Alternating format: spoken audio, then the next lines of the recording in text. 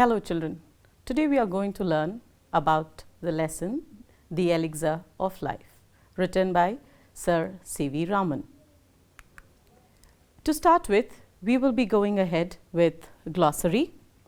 Elixir, a magical or medicinal potion to prolong life. Example, I wish there was an elixir to cure my grandfather. Trough, a channel used to convey water. The Cape Trough runs northwards towards the basin. Teeming, full of life. At one point in time, Mesopotamia was teeming with life. Scrub jungle, forest consisting of stunted trees. The flora and fauna of the scrub jungle in the river valley is very rich. Potent, powerful. Thrones were potent symbols of authority, menace, threat. Africa's elephants are still menaced by poaching. Barges, large boats with flat bottoms. The barges are loaded with cargo and refugees. Ruts, deep paths. The car was stuck in the rut and was losing its direction. Gullies and ravines, path worn out by running water. The velocity of the gushing water created the gullies. Artesian, a well in which water flows out naturally due to underground pressure. The availability of water from artesian wells makes agriculture possible. So, from the ages, children, we have always been, or the saints and the sages have always been looking for a magical potion to make their lives immortal. But we have failed to understand that we have this magical potion, which is the elixir at our disposal, and that is water. In this lesson, Sir C.V. Raman very beautifully compares, standing on the line in between the Libyan desert and the Nile River Valley, where on one side there is life full of greenery, water, and it is teeming with life. On the other side, it is a desert which is having very less life or even no life at times, and over there is no greenery, no water, or the existence of human beings as well.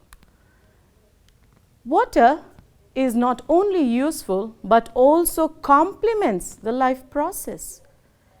Like if we have seen every time when we study about the ancient past, we know that the civilization has started near the rivers.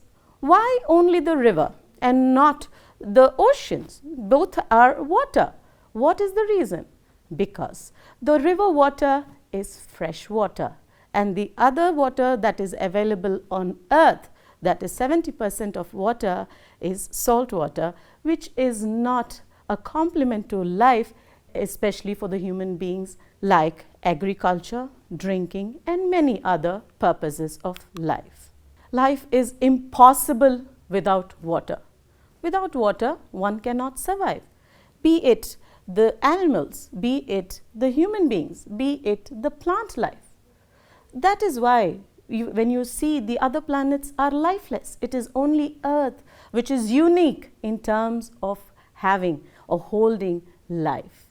Though we have 71% of water, yet we can only use 3% of fresh water. Water has its advantages, and the different types of sources of water are: fresh water has rivers, ponds, lakes, the underground water which comes in form of artesian well, which comes in forms of oasis.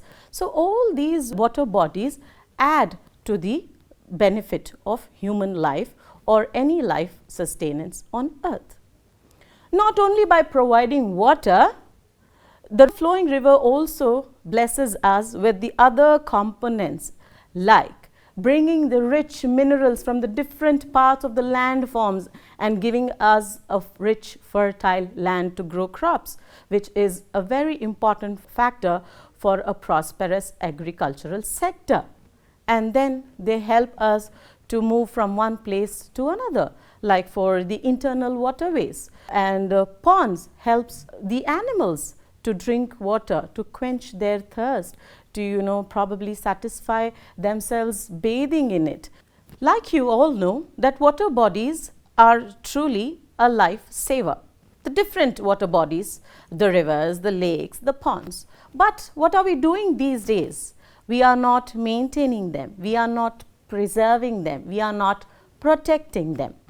So it is very important, or it is the need of the hour, to protect and save these water bodies.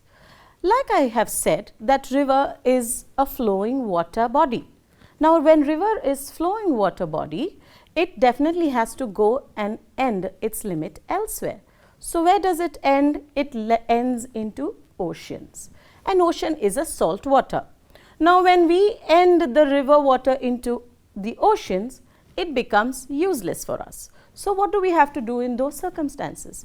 Probably we should be doing the construction of tanks, the construction of bunds. So all these will help to store the river water and not to flow further and join into the salt water. Apart from this, what else can we do? You can see that these days we have numerous buildings coming up. Alright, when we have these buildings coming up, where is the rainwater going? It is just falling on the road and going into the gutters and places where it cannot be utilized from. So here, what we have to take the measure is harvesting rainwater. Every building should have a rainwater harvesting plan. So this will not only help us to take the rainwater from the different buildings deep into the ground level, and it in turn adds on to the ground level water. The river water, when it has so many benefits, it also has an adverse effect. The river water, when the momentum increases, the water is gushing and flowing very speed, it also washes away the topsoil, which is a very important factor for growing of crops. So when this soil erosion is happened, we will fail to grow crops because the nutrient rich soil is also washed away. How do we protect water carrying the top layer of the soil? We can do it by planting trees. We have to plant more trees. By terracing of land, by construction of bunds, contour cultivation. Next, here we are growing more trees. So growing of trees obstructs the fast flow of water. So it will not take away the top soil or the nutrients in it. Then the terracing of land. The terracing of land also reduces the speed or the momentum of the flow of water. And then the contour cultivation. Contour cultivation also reduces the speed, and the construction of bunds and tanks. So bunds and tanks, when we come to tanks, tanks are beneficial for the places where we have only seasonal rainfall. When we have construction of bunds, we can store water during the dry or the non-rainy seasons. Water conservation is very important, not only today, but for the generations to come. For this, how do we act upon this need of the hour? We need to be systematic in afforestation. We need to have a civilized forest. Forests, all right, we have enough forests. So what do you mean by civilized forests? Civilized forests are man-made forests, which is very important.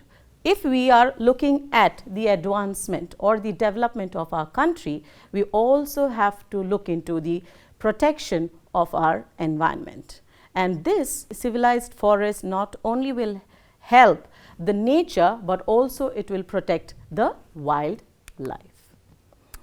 Here I end my chapter with saying that the most commonest that we see every day is water. Open the tap, water. You have n number of things that you do with water and it is limitless. So when it is so important for us to have water for our day-to-day needs and necessities, it is even more crucial for us to save, because it is one of the vital elements for earth to prosper. So it is our duty to save water even if it is a drop. The summary for this lesson: water is the elixir of life. Though it is the commonest of all liquids, here the author shows a beautiful comparison where water separates the Libyan desert from the valley of the Nile in Egypt. On one side there is only sand and no life. On the other side, the complete area is full of life, green plants, best fertile lands, more population and vegetation. Water has played a significant role in shaping the course of Earth's history. Water adds to the beauty of the countryside. A little stream, a little pond, and the rain-fed tanks make it look beautiful. One can enjoy looking upon the sun rising or setting over them. Water in a landscape may be compared to the eyes in a human face. The successive steps in the process of soil erosion are the flow of water, heavy rains, slope of the land, existence of ruts, and loss of vegetation. Our precious soil is washed away every year. Adopting soil erosion preventing techniques not only helps protect soil but also saves water. So, the measures suggested to check soil erosion are terracing of land, the construction of bunds, the practice of contour cultivation, and planting of vegetation. Apart from these, vast areas of mere scrub jungle could be turned into fertile and prosperous land by well-planned action. Water is the basis of life. Water is necessary for animal life and moisture in the soil for the life and growth of plants and trees. No life is possible without water. It is also must for agriculture.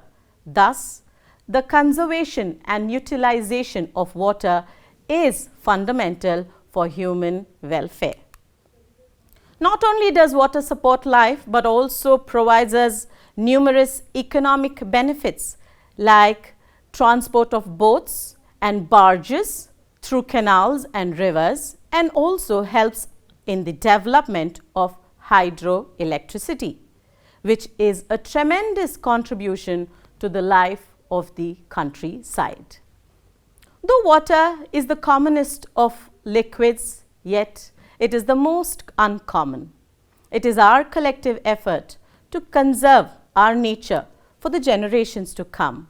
Water plays a vital role in life of all.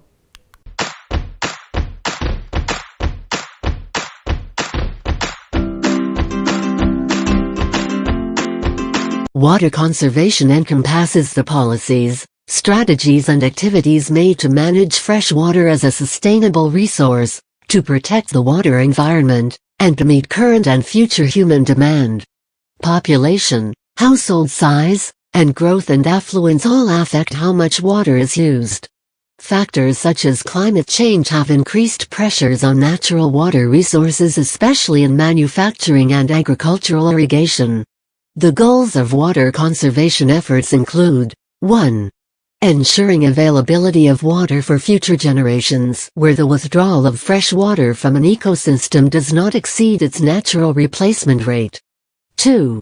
Energy conservation, as water pumping, Delivery and wastewater treatment facilities consume a significant amount of energy.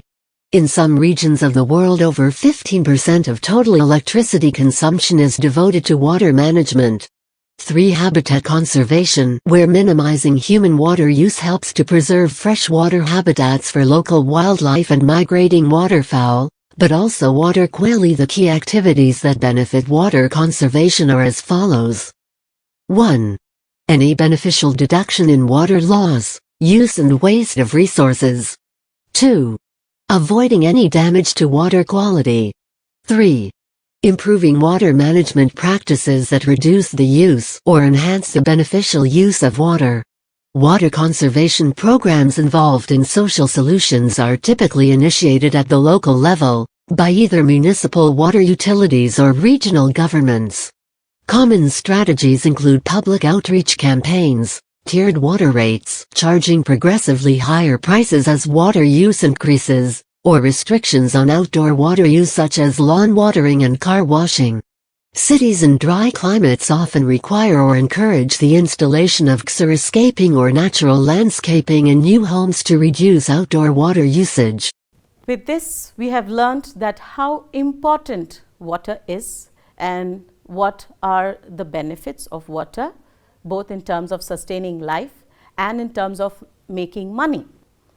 Whereas water can be advantageous, it can also have an opposite effect.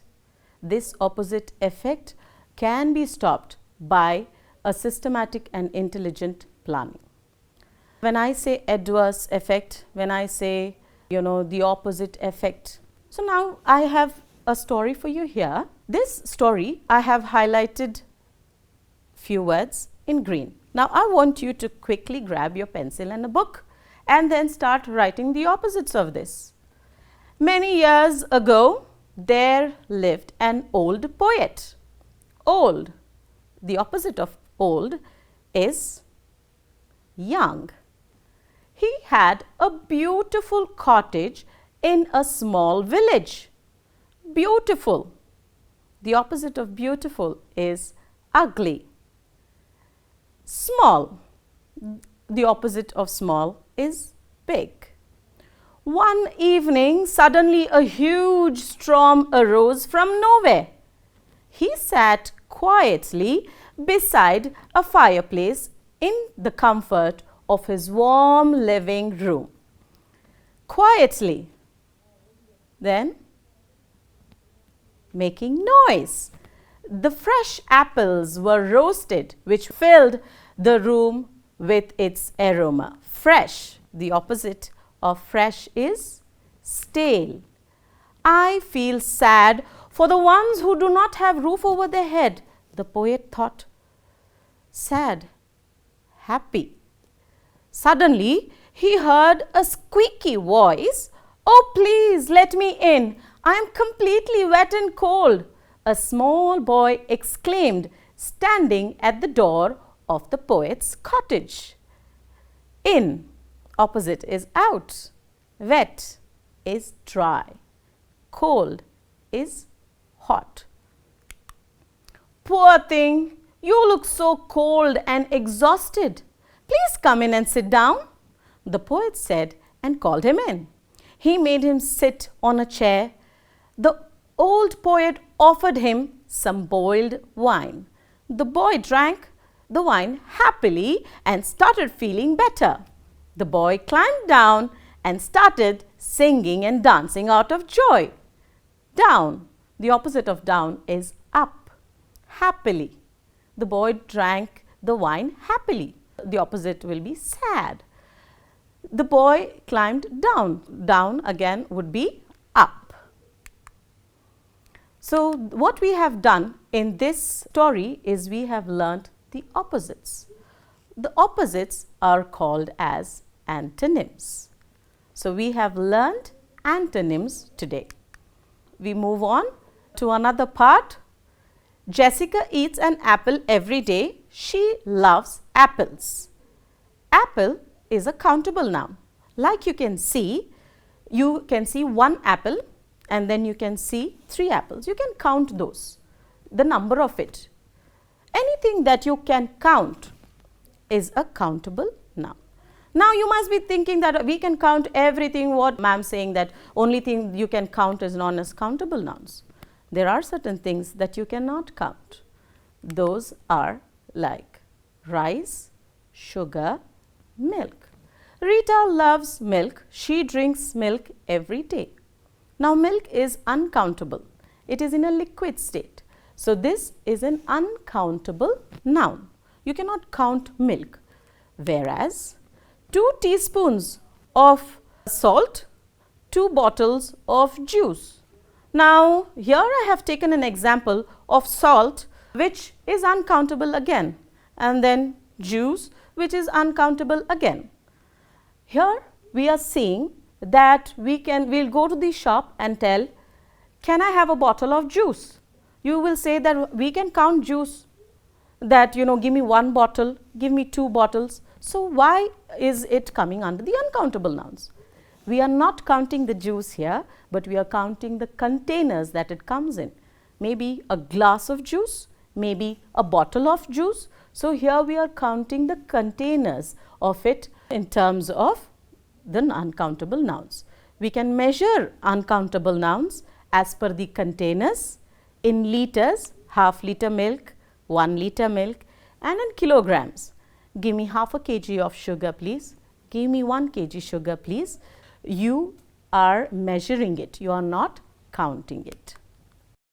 I have given you here a few examples of countable and uncountable nouns. Mobile, countable, the number of mobiles, 10, 100, 1000, we can count them. Uncountable noun, ice cream. You cannot count the ice cream, but you can count the scoop of ice cream. You can count the cone of ice cream. You can count the buckets of ice cream. Then the next example is fish. Fish is an aquatic animal. Now fish you can count as an animal, but when fish is now converted to meat, it is now measured. It is no more countable noun. How to identify countable nouns or uncountable nouns? First we are going to learn about countable nouns.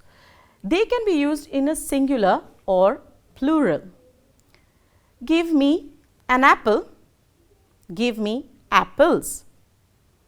Give me a banana. Give me bananas. Then we have articles a, an, and the that can be used before the countable nouns. Give me the apple from the basket. Then how to identify uncountable nouns? They do not take plural form. Like you cannot say, give me sugars, give me rices. They do not take plural. They are not preceded by indefinite articles a and an, whereas the is a definite article. They always take a singular verb. Example, knowledge is the goal of education. So here it is taking as singular, knowledge. You cannot count knowledge. So it is taking singular. Now here you can add the to both countable and uncountable nouns. I have given you an example here. I know the man who has stolen the dog. So man is countable. 1 man, 10 men. So 100 men, we can count them. Dog, animal, we can count them. Then I am saying that you can use the for uncountable noun as well. The paper of this book is of good quality. So paper is an uncountable noun. So we are using the. So the can be used in both countable and uncountable nouns. Countable and uncountable nouns. Countable nouns are things we can count. For example, cats. My brother has a cat. My sister has 2 cats. My friend has 3 cats.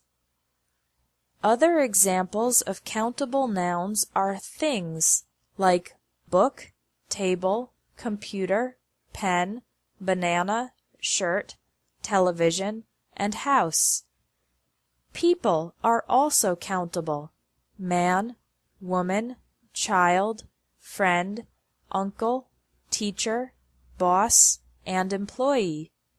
With countable nouns, you can use the quantifiers many, a few, some, and any. How many brothers do you have? I have a few books in my backpack. She bought some bananas. Does he have any children? Uncountable nouns are things we can't count or can't divide into individual units. Examples of uncountable nouns are ideas and concepts like love, fun, sadness, work, peace, and safety. Words related to information are also uncountable. Advice, information, news, and knowledge.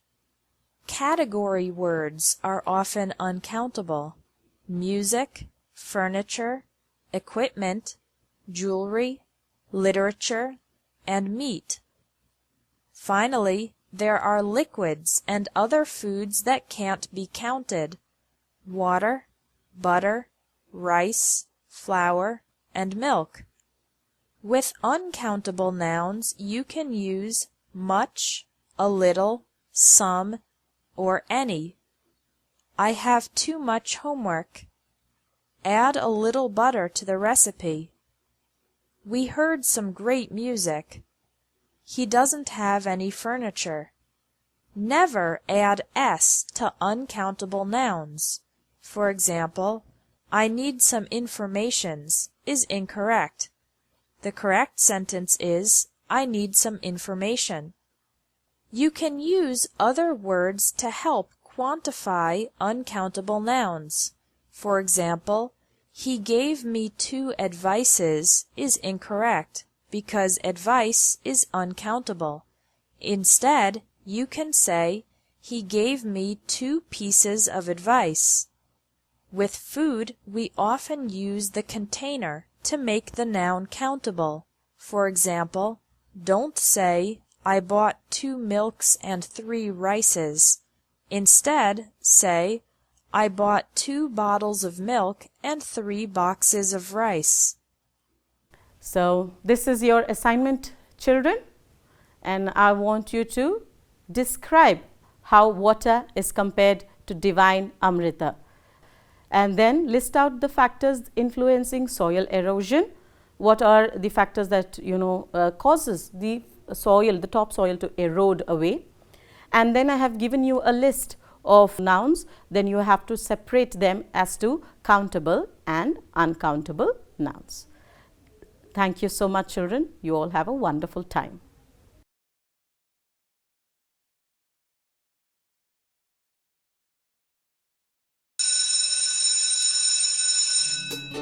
ಅನುದಿನ ಅನುಕ್ಷಣ ಮನೆಯಲ್ಲೂ ಕಲಿಯೋಣ ಕಲಿಕೆಯ ಹೊಸ ಹಾದಿಯಲ್ಲಿ ಜೊತೆಗೂ